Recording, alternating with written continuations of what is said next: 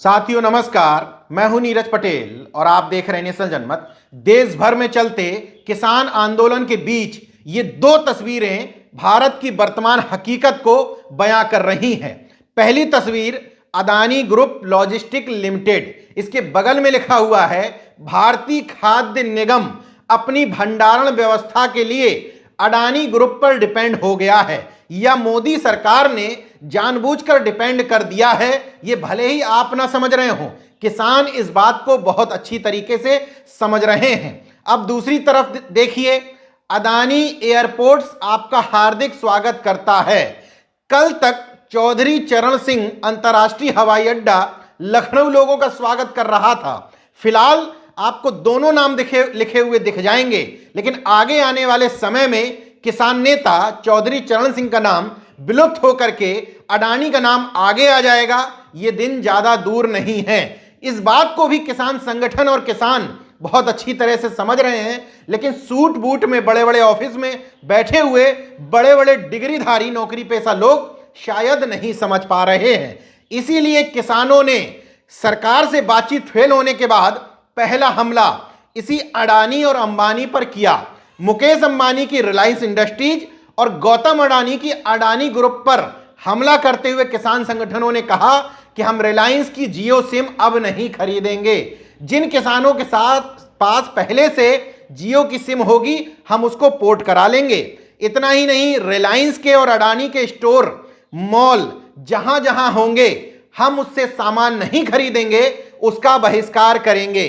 इसको आप प्रतीकात्मक रूप में देखिए कि किसानों को यह बात बहुत अच्छी तरह से समझ में आ रही है कि मोदी सरकार, अडानी और अंबानी ग्रुप तीनों एक दूसरे से मिलकर के काम कर रहे हैं। मतलब किसान अडानी और अंबानी ग्रुप को सरकार की सहयोगी कंपनियों के रूप में ही देखते हैं। आप नहीं देख पा रहे हैं, लेकिन किसानों ने यह बात बहुत अच्छी तरीके से देख ली है। यह दलाल मीडिया पूरी कोशिश कर रहा है, और तकलीफ हो भी क्यों ना, बड़े बड़े तथाकथित न्यूज एंकर्स के सामने हड्डी तो यही कॉरपोरेट घराने फेंक रहे हैं। रिलायंस इंडस्ट्रीज यानी कि मुकेश अंबानी के ही नेटवर्क 18 ग्रुप के तमाम सारे चैनल हैं, जिसमें पहले ईटीवी ग्रुप भी आया करता था, अब उसका नाम बदल करके नेटवर्क 18 समूह ग्रुप रख दिया गया है। उसी तरीके से अगड़म गोस्वामी जो अपने चैनल पर ज्ञान बघेरते हैं, उसके बारे में भी कहा जाता है कि भारतीय जनता पार्टी समर्थित राज्यसभा सांसद चंद्रशेखरन का पैसा उसमें लगा हुआ है। इसी तरीके से तमाम अन्य चैनल, चाहे वो जी समूह के तमाम चैनल हो, उसमें सुभाष चंद्रा अगर राज्यसभा पहुंचे हैं तो भारतीय जनता पार्टी का उसमें बड़ा सहयोग है। इसलिए तमाम सारे चैनलों पर यह खबर चलती हुई नहीं दिखेगी कि अडानी अंबानी के तमाम सारे समूह का भारतीय किसानों ने विरोध कर दिया है। ये तो छोड़िए, किसानों को विलेन साबित करने की, खालिस्तानी बताने की, आतंकवादी बताने की, देशद्रोही बताने की भी पूरी साजिश करने की कोशिश की जा रही है। लेकिन किसान तो किसान ठहरे, वो भी भारतीय किसान। ना उनको सर्दी का फर्क पड़ता है, ना गर्मी का फर्क पड़ता है। इसलिए सरकार से कई दौर की वार्ता होने के बाद भी किसान संगठन अपने पहले के फैसले से एक कदम भी पीछे नहीं हटे हैं। मोदी और अमित शाह की जोड़ी अगर पीछे हटना नहीं जानती तो ये देश के किसान और अन्नदाता हैं, ये भी एक कदम पीछे हटने को तैयार नहीं है। अब समझने की बात यह है कि आखिर किसानों का गुस्सा अब अंबानी और अडानी समूह पर ही क्यों है। उसकी भी एक मजबूत वजह है।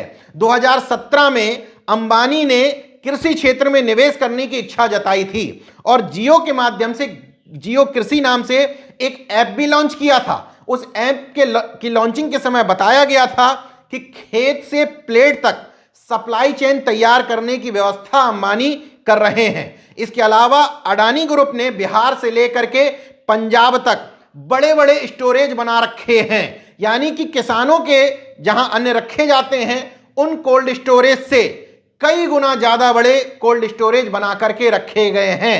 एफसीआई अडानी ग्रुप के बचाव में आकर के कहती है कि भारतीय खाद्य निगम ने उन स्टोरेज को किराए पर ले रखा है। तो सबसे बड़ा सवाल यह है, क्या भारतीय कृषि मंत्रालय के पास इतना पैसा नहीं है कि अडानी ग्रुप के बराबर बड़े बड़े स्टोरेज बना करके उसमें अनाज के भंडारण की व्यवस्था की जा सके।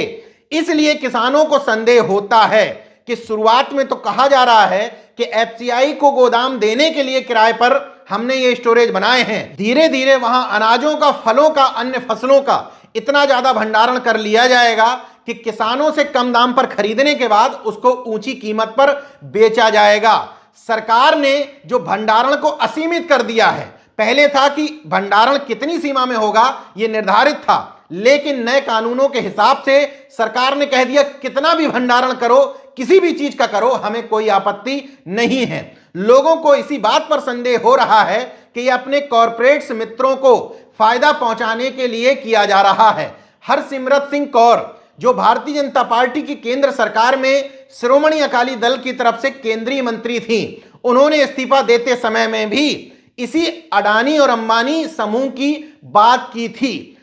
आखिर इन किसानों को अंबानी और अडानी समूह से ही इतना खतरा नजर क्यों आ रहा है, यह बात आपको योगेंद्र यादव इस वीडियो में बहुत अच्छी तरीके से समझा देंगे, क्योंकि वो किसानों की लगातार लड़ाई भी लड़ रहे हैं, किसानों के बीच में भी गए हैं, किसानों के मुद्दों से जुड़ी हुई यात्रा भी पूरे देश में निकाल चुके हैं। 5 मिनट का ये वीडियो बहुत खामोशी के साथ सुनिए, आपको कृषि बिल से जुड़ी हुई सारी बातों का समाधान मिल जाएगा।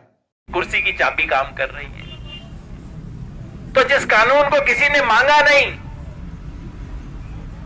उन 3 कानूनों को बीजेपी लेके आई। क्या कानून है? लंबे लंबे नाम है कानूनों के, मैं आपको बड़ा सिंपल देसी भाषा में समझा देता हूं। पहला कानून है जिसका नाम होना चाहिए जमाखोरी खोलो कानून। पहले सरकार की तरफ से लिमिट थी कि खास तौर पे खाने पीने की जो चीजें हैं उसका स्टॉक बहुत ज्यादा व्यापारी इकट्ठा नहीं कर सकता। अब सरकार कहती है वो लिमिट हटा दी, जितना मर्जी स्टॉक बनाओ। वो क्यों? आप पंजाब में कभी जाके देखना, अडानी बड़े बड़े बना रहा है जिसको साइलो बोलते हैं। वो हमारे जैसे गोदाम नहीं है, हमारे बड़े बड़े गोदाम के 100 गुना बड़ा गोदाम है वो अडानी बना रहा है, पंजाब के अंदर शुरू हो गया है। तो सरकार ने वो लिमिट हटा दी है, चाहे जितना मर्जी गेहूं, चावल, दाल जितना मर्जी स्टॉक करो। नतीजा क्या होगा? नतीजा ये होगा कि जब किसान अपनी फसल बाजार में लेके आएगा, उससे 10 दिन पहले वो स्टॉक अपना मार्केट में रिलीज कर देंगे और किसान की फसल का दाम डाउन। जब आपके कोठे में दाम गेहूं खत्म हो जाएगा, कणक अपनी सारी आप फेंक के आ जाओगे, उसके बाद अचानक कणकों का दाम अप। जब किसान ने बेचना होगा तो दाम डाउन, जब कंज्यूमर ने खरीदना होगा तब दाम अप। यही खेल है, पहले कानून का ये नतीजा होगा। दूसरा कानून है कॉन्ट्रैक्ट फार्मिंग का, ठेके की खेती। ठेका अपने वाला नहीं, जो किसानों का आपस में ठेके की खेती होती है उससे सरकार को कोई मतलब नहीं है। ये कंपनी और किसान में ठेके की खेती होगी। अपने यहां पे नहीं हुई है, पंजाब में आप फोन करके पता कर लेना। पंजाब में पेप्सी कंपनी आई थी। पेप्सी कंपनी ने आलू के किसान के साथ सौदा किया। सौदा मान लो ये कर लिया भी 6 रुपए किलो तू आलू मेरे को दिया करेगा। पहले साल क्या हुआ? मंडी में आलू का दाम 10 रुपया। कंपनी किसान के पास आई डंडा लेके, तेने 6 रुपए का समझौता किया, निकाल आलू। सारा डंडे से कंपनी ने खरीदा, कॉन्ट्रैक्ट हुआ, तेरे को देना पड़ेगा। अगले साल क्या हुआ? अगले साल आलू का दाम मंडी में 4 रुपया हो गया। किसान अब कंपनी के पास गया कि अपना तो 6 रुपए का सौदा हुआ था। कंपनी ने कहा तेरे आलू का साइज ही ठीक नहीं है, और तेरा आलू तो मीठा है, माल खराब है, 4 रुपए में देना है तो दे, नहीं तो चल। मन से नहीं बता रहा हूं, फोन करके पूछ लेना आप। मैं पटियाला मानसा घूम के आया था, यही हुआ है वहां किसानों के साथ। अब आप कहोगे जी कॉन्ट्रैक्ट था, कंपनी कहेगी ले जा अपना कॉन्ट्रैक्ट कर ले। कहां जाओगे? कानून कहता है पहली अपील एसडीएम के पास। वो कोई किसान एसडीएम के पास जा सकता है? दूसरी अपील डीएम के पास। अरे डीएम का तो चपरासी बाहर रोक लेगा मेरे को। कहां जाएगा? कैसे लागू करवाएगा? किसान बंधुआ हो जाएगा। ये दूसरा कानून है कॉन्ट्रैक्ट खेती का। मैं इसे कहता हूं बंधुआ किसान कानून। जैसे बंधुआ मजदूर होता है, किसान भी बंधुआ हो जाएगा। दूसरा कानून। तीसरा कानून है हमारी एपीएमसी की जो मंडी है, इसके बारे में कानून क्या है? सरकारी अपनी एपीएमसी की मंडी है, मंडी के बाहर एक प्राइवेट मंडी और बनेगी। प्राइवेट मंडी कौन बनाएगा? आप बना सकते हो प्राइवेट मंडी? ना जी, लाखों के मालिक हो गए, लेकिन करोड़ों के बगैर काम नहीं चलता। प्राइवेट मंडी बनाने के लिए 100-200 करोड़ तो चाहिए। तो कौन बनाएगा?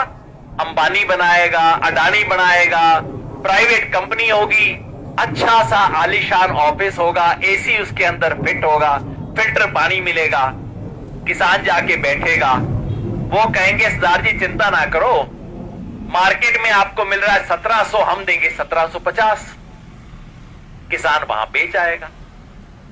दूसरी फसल आएगी, जीरी की आएगी, फिर कंपनी कहेगी कि इस बार तो हम 25 रुपए फालतू दे रहे हैं, इसके अलावा आपको रिलायंस कंपनी का बोनस और मिलेगा, ये कूपन मिलेगा, वो कूपन मिलेगा। किसान फिर उस चक्कर में आ जाएगा। एक सीजन, 2 सीजन, 3 सीजन, चौथी फसल आते आते आपकी मंडी खत्म हो जाएगी। सरकारी मंडी में कोई बचेगा नहीं, सारे आड़ती छोड़ छोड़ के बाहर आ जाएंगे। क्यों बढ़ेगा भाई?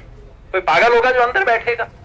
चौथे सीजन तक आपकी मंडी हो जाएगी खत्म, और फिर जब आप जाओगे रिलायंस वाली मंडी में, वो कहेगा जी अपना तो 1400 का रेट है, देख लो सरदार जी, करना है तो कर लो, नहीं तो कोई गल नहीं। उसके बाद आपके पास कोई रास्ता नहीं है। ये सारा वही खेल है, मेरे नौजवान साथी समझ रहे होंगे, जियो कंपनी ने जो खेल किया था। पहले तो जी मुफ्त में इंटरनेट फ्री, इतनी कॉलें फ्री, कोई चक्कर ही नहीं जी, ले लो जियो का कनेक्शन ले लो। बाद में जब सबको लग गई लत, अब कंपनी ने बढ़ा दिए रेट, अब कोई रास्ता नहीं। यही खेल होगा। तो अगर आपने मेरा YouTube चैनल सब्सक्राइब नहीं किया तो प्लीज़ सब्सक्राइब कर लें और उस बेल आइकन पर जरूर क्लिक करें, जिससे जो मेरे न्यू वीडियो है